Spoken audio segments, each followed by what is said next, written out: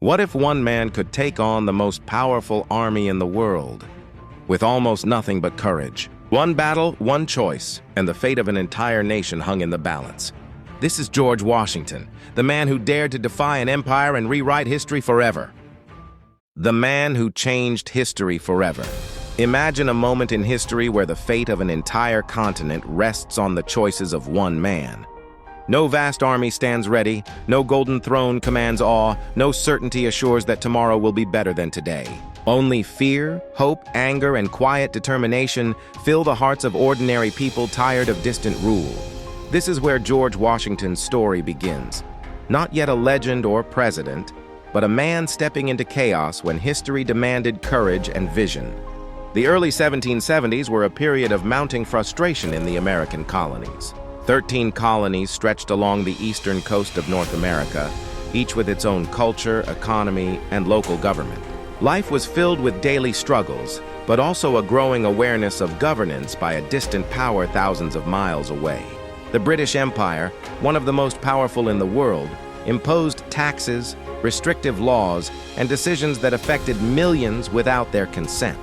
The principle of no taxation without representation became a rallying cry as protests against the Stamp Act, Tea Act, and other policies grew louder and more frequent. By 1775, tensions erupted into violence at Lexington and Concord. Ordinary citizens, farmers, merchants, and tradesmen found themselves in armed conflict with the world's most formidable military. The colonies faced a critical problem. No unified army and no leader capable of guiding volunteers through the chaos of war. The Continental Congress realized that survival depended on appointing a commander who could unite a diverse, inexperienced force. George Washington emerged as that leader. Born in 1732 in Virginia to a modest family, he was neither wealthy nor born into royalty.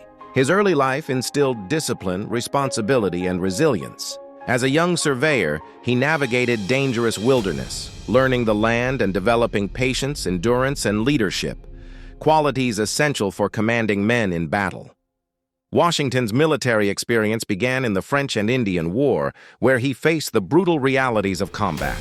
Unlike many politicians who had never seen battle, he understood strategy, discipline, and the human cost of war. In 1775, when the Continental Congress offered him command of the Continental Army, he accepted with humility, refusing a salary and asking only for expenses to be covered. He inherited volunteers, poorly trained and ill-equipped, facing the highly disciplined British Army. Washington knew that conventional battles could be disastrous. Survival, strategy, and morale were paramount. His leadership relied on presence, example, and empathy. He rode among his soldiers, shared their hardships, and maintained discipline while inspiring loyalty. Men followed him not out of fear, but because they believed in his integrity, vision, and determination. Washington emphasized unity, teaching soldiers that they fought not only for immediate survival, but for the larger cause of liberty and self-governance. Early months were fraught with challenges. Supplies were scarce, enlistments short, and morale fluctuated. Washington listened to officers, learned from setbacks, and adapted strategies. Retreats were deliberate, battles carefully chosen, and morale preserved even in apparent defeat. Washington's character inspired his men, sharing hardships, treating soldiers and civilians ethically, and prioritizing principle over personal gain demonstrated that leadership is measured by service, not authority. By the end of 1775, the Continental Army had gained structure, discipline, and purpose. The early months were not about glory, but survival, endurance, and laying a foundation for independence. This period also revealed Washington's strategic foresight. He balanced military needs with diplomacy and political awareness, ensuring that each decision served the larger goal. Washington's story in 1775 is one of beginnings, uncertainty, and courage. A man of principle stepping into chaos transformed ordinary volunteers into a disciplined force capable of shaping history. His leadership, patience, and moral integrity set the stage for the birth of a nation. The story of George Washington is not yet one of triumph, but of the man who chose duty over fear, vision over doubt, and unity over division, laying the foundation for the United States of America. The turning point that shocked the world. By the end of 1776, the American Revolution stood on the edge of collapse. The Continental Army was shrinking, morale was dangerously low, and many believed the rebellion was already lost. British forces controlled major cities and moved with confidence, certain that final victory was only weeks away. Soldiers' enlistments were expiring, winter had arrived, and hope seemed to be fading with every passing day. George Washington understood that if nothing changed, the army would disappear and the dream of independence would die quietly. What was needed was not just a victory, but a moment powerful enough to restore belief. Washington knew that courage alone was not enough. Timing, surprise, and decisive action would determine whether the revolution survived. In this moment of desperation, he made one of the boldest decisions in military history. On the night of December 25, 1776, while the British relaxed, believing the rebels were too weak to attack, Washington prepared to strike. Under freezing conditions, his army crossed the icy Delaware River in darkness. Snow fell, wind cut through clothing, and many soldiers marched without proper shoes. The risk was enormous. Failure would mean the end of the revolution. Yet Washington believed that doing nothing was even more dangerous. At dawn, the Continental Army launched a surprise attack on the Hessian forces at Trenton. The enemy, caught completely off guard, was quickly overwhelmed. The victory was small in numbers but massive in impact. For the first time, the American army had proven it could defeat a professional European force. News of the victory spread rapidly, reigniting hope across the colonies. Soldiers who had planned to leave re-enlisted. Civilians regained faith. The revolution had found its heartbeat again. Washington followed this success with another victory at Princeton, further damaging British confidence and proving that Trenton was not a lucky accident. These victories changed everything. They showed that the British were not invincible and that strategic leadership could overcome superior strength. Washington's understanding of psychology was just as important as his military skill. He knew that wars are fought not only with weapons but with belief. By choosing when and where to strike, he controlled the narrative of the war. The British, once confident, became cautious. Their plans slowed, their momentum weakened, and their certainty vanished. Meanwhile, American confidence grew stronger with every success. Washington continued to avoid large-scale confrontations, choosing instead to strike at moments of weakness. This strategy frustrated the British command and preserved the Continental Army.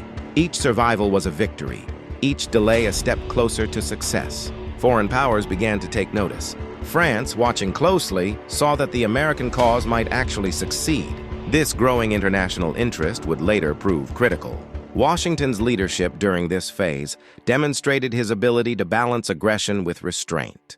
He knew when to attack and when to retreat, always prioritizing the survival of the army over personal glory.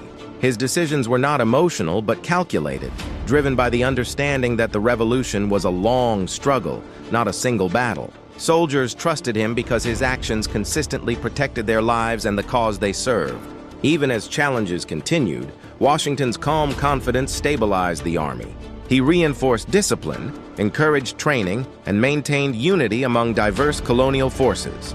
The victories at Trenton and Princeton became symbols of resilience, proving that determination and strategy could reverse even the darkest circumstances. The turning point of the war was not defined by size or scale, but by its effect on belief.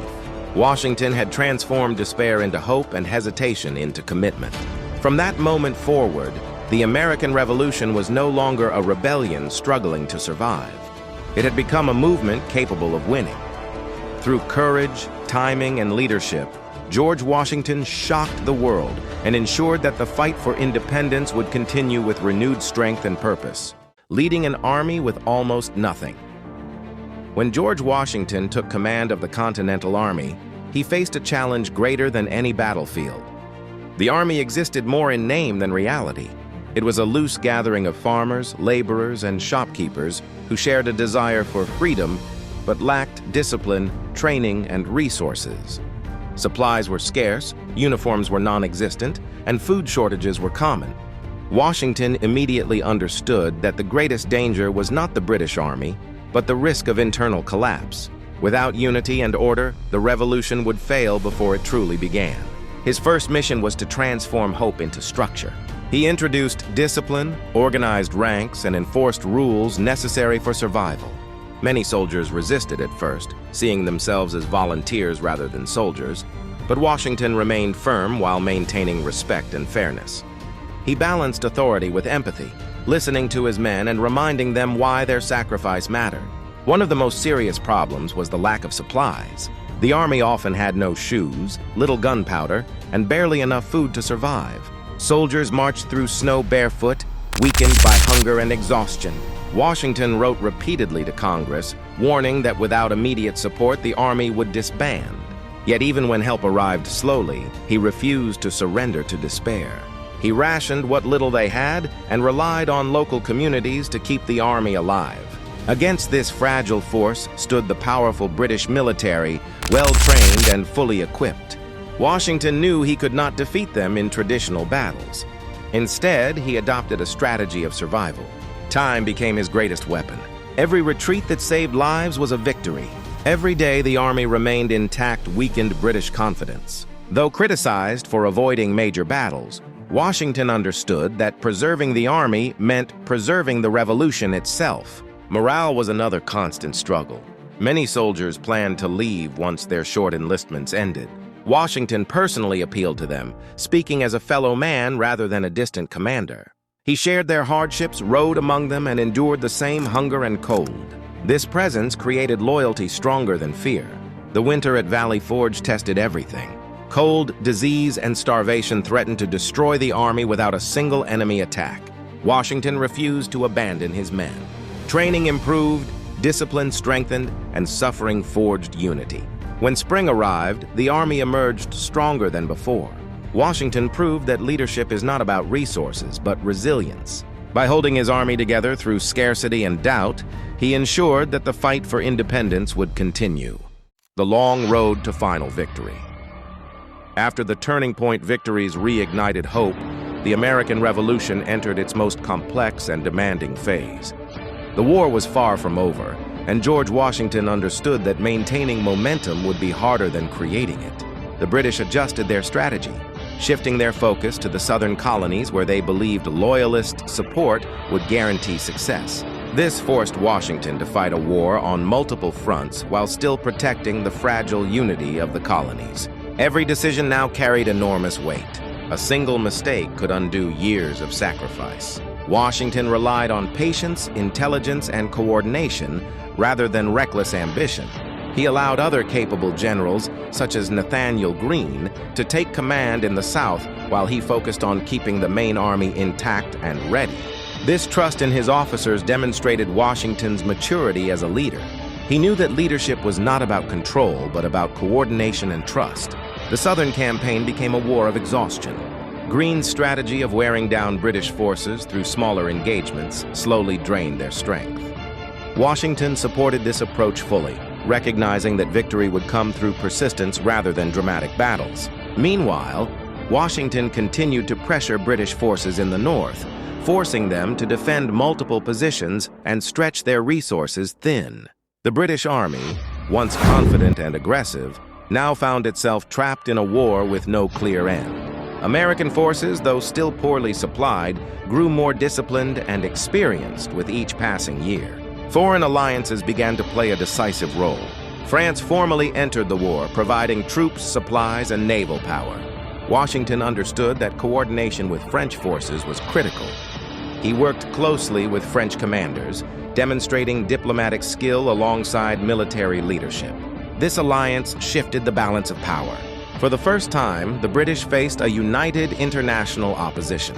Washington carefully concealed his true intentions, using deception to mislead British commanders about his plans. This ability to control information became one of his greatest strengths. As the war progressed, Washington waited for the perfect opportunity to strike decisively.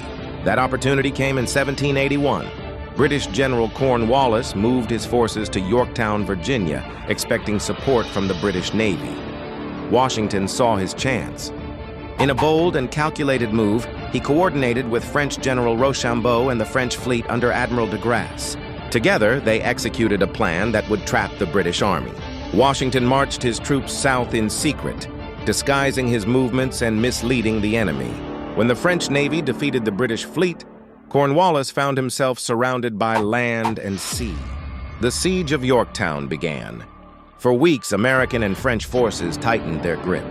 Cannon fire battered British defenses, and escape became impossible. Washington remained calm and focused, overseeing operations with precision. His patience had paid off. On October 19, 1781, Cornwallis surrendered. The moment was historic. Though fighting would continue briefly elsewhere, the war was effectively over. The surrender at Yorktown marked the collapse of British hopes of regaining control over the colonies. Washington had achieved victory not through brute force, but through strategy, cooperation, and unwavering resolve. The road to victory had been long and filled with suffering, doubt, and sacrifice. Yet Washington's leadership ensured that the revolution survived its most dangerous moments. He had balanced caution with courage, restraint with determination. By uniting diverse forces and working with foreign allies, he turned an impossible rebellion into a winning cause. Section by section, battle by battle, the American Revolution moved closer to its ultimate goal. The war was no longer about survival. It was about shaping the future. And at the center of this transformation stood George Washington, guiding the revolution toward its final triumph, the leader who walked away from power. When the cannons finally fell silent and the British Army surrendered, the impossible had become reality. The American colonies had defeated the greatest empire on earth. Cities erupted in celebration, soldiers embraced victory, and the world watched in disbelief. Yet at the center of this historic moment stood George Washington, calm and thoughtful, fully aware that winning the war was only half the battle. True victory, he believed, would be proven by what came next. Power after war is dangerous, and history had shown that many revolutions simply replaced one ruler with another. Washington was determined that this would not be America's fate. The Continental Army remained restless. Soldiers were exhausted, unpaid, and angry after years of sacrifice. Some believed force was the only way to secure justice. Washington faced one final test, not against an enemy nation, but against the temptation of power itself. He addressed his officers and soldiers not with threats, but with honesty and emotion. He reminded them why they had fought, what they had suffered for, and what kind of nation they were trying to build. His words calmed rebellion and preserved unity. Order replaced chaos, and the revolution remained true to its ideals. In 1783, George Washington did something the world had never seen before. At the height of his power, with the army loyal to him and the nation looking to him for direction, he resigned as commander-in-chief.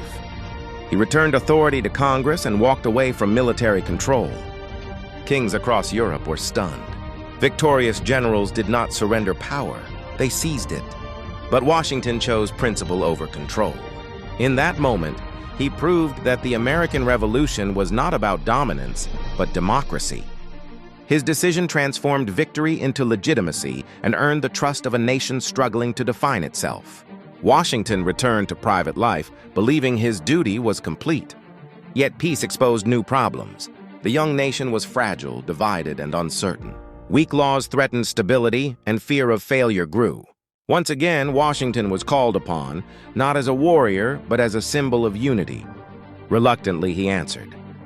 At the Constitutional Convention, his presence alone encouraged cooperation. Though he spoke little, his influence shaped the foundation of the United States.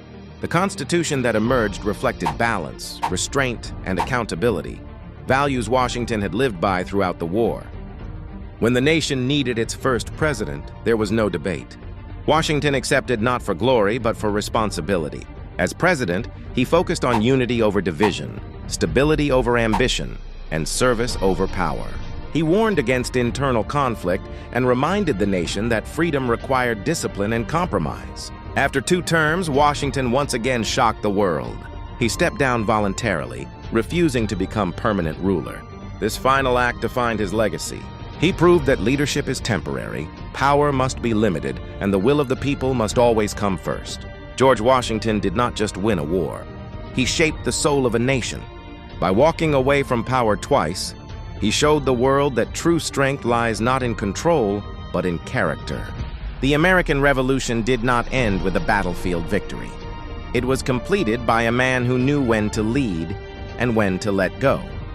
His choices ensured that freedom would endure long after the fighting ended, and his legacy remains a timeless reminder that history is changed not only by those who rise to power, but by those who choose to step away from it.